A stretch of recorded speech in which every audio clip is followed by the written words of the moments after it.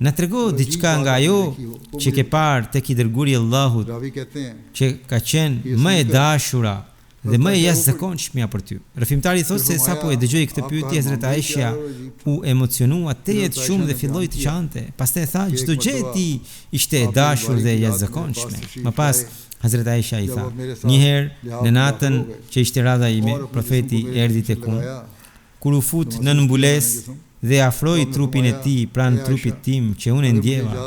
Atëherë ai më tha, o Aisha, nëse më jep leje, do doja që pjesën e mbetur të kësaj nate ta kaloje në adhurim ndaj Zotit tim. Pra, Hazrat Aisha, si thua, thoshte, kam shumë të dashur afrimin me ty, por kam shumë respekt edhe për dëshirën tënde.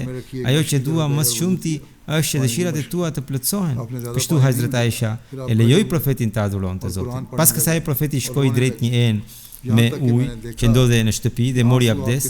Ai nuk hodhi shumë ujë. Pastaj u ngrit në këmbë, filloi të lexojë Kur'anin dhe filloi të qante derisa pash se lotët I rridhnin deri në këmishën e tij. Më pas u mbështet në anën e djathtë, vendosi dorën e djathtë nën faqe dhe vazhdoi të qante derisa pash lotët që I ranë në tokë. Hazrat Aisha vion. Mandej erdhi Hazrat Bilali për ta njoftuar për namazin e sabahut. Kur e pa profetin duke qarë, I tha, o I dërguari I Allahut, pse po qan? Kur Allahu ti ka falur të gjitha gabimet e mundshme, të kaluara dhe të ardhshme.